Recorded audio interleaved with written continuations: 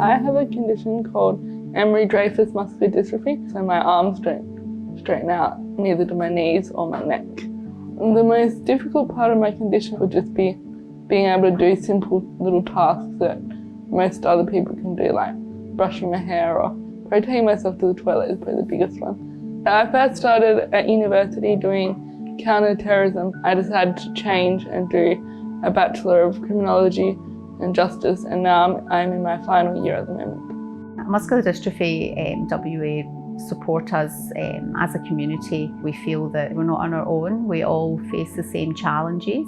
Muscular Dystrophy WA has provided a lot of support. When I was younger, there was a lot of different camps that I could go on with my family, and you get to meet people who have the same kind of condition as you. Well, my dreams and my life ambitions are to eventually get a job and then eventually to be able to move out of home and live independently just like anybody else would. So I have limb-girdle muscular dystrophy type 2A, which started showing up when I was about 6. Limb-girdle affects my muscles very weirdly. Like, for example, I have no bicep muscles whatsoever, but I have tricep muscles. So I can push things, but I can't pull things. I've started to get more involved with MDWA this year, particularly approaching it through a sport perspective, which is what I'm doing with WISA. It's something that you wouldn't think someone in an electric chair can do. And it's amazing to watch them do it, like it really is. Like, it's really cool to see someone that needs assistance to breathe to smash a goal in at ridiculous speeds. Like, these are things that we should be kind of funding for people's well-being. The main way that I got into muscular dystrophy was through Connor Murphy. He asked me what I had, and I said, well, I've just found out that I had muscular dystrophy, and they were playing sport at the time. He got me into a chair straight away, and that's pretty much how I started getting into sport. Dexter is 4 years old, and he's a cheeky little boy with a great sense of humour. So Dexter has spinal muscular atrophy, but even though his muscles don't work the way that he would like them to, he's very bright, and I think he's still going to be capable of wonderful things. It has a big impact on our whole family. He has an older sister, Addison, who has to spend a lot of time away from her mum and dad as well, especially when Dexter has his long hospital stays. She gets shuffled around a lot, and she takes it very well for a young girl. It's very important to us to be part of the MDWA community. So our first sort of interaction with MDWA was when Dexter needed a cough assist machine, and that machine is so important for him, particularly when he's unwell. It can make the difference between us being able to manage a cold at home or ending up in the hospital.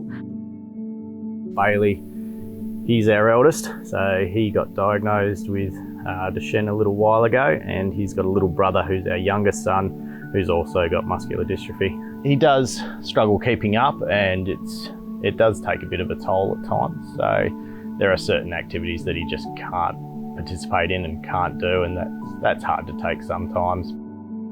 We first got involved with MDWA very shortly after his diagnosis and started having conversations about, you know, what muscular dystrophy even is, what we need to do from here, what we can expect, NDIS, all of these sort of words and terms that you've never heard of. It's always great when you see those messages from MDWA pop up in your inbox for a carers event.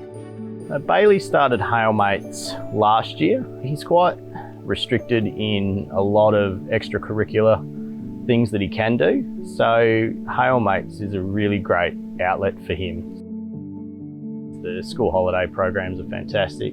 He always enjoys coming to things like Hail Mate and the camps as well. So he's always asking, you know, when the next one is and when he gets to see Brooke and Piper and everyone there. So it's a big highlight. We know everyone by first name now. It's pretty casual. It sort of feels like you're walking into your lounge room when you're walking into an event hosted by these guys. It's great.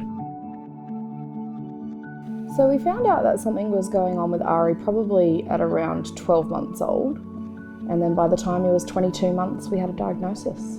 We got involved with Muscular Dystrophy WA, I think within the first 2 hours of Ari's diagnosis. We went to the pub after we got his diagnosis and sat down, each with a really nice pint from Mandoon, and went, what are we going to do now?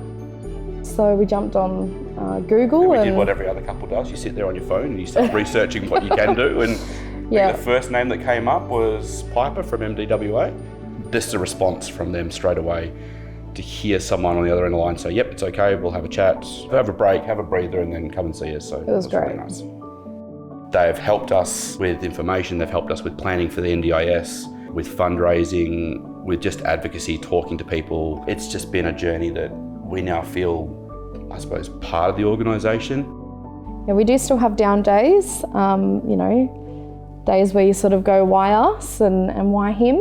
Breaks your heart when you take him to a playground or something and he's not able to do what everyone else is doing and he gets a bit upset. We have applied for the Empower Fund grant through MDWA. Ari needs a wheelchair lift. Our vehicle has a ramp, but it's not the safest option. And for us to go and get a vehicle that was modified would be upwards of $80,000 to $100,000. So MDWA for us is family. We love to visit. We love just to go around for no reason. If we're in the area, we'll drop in. It's just a great group of people, and they're friends. They're friends.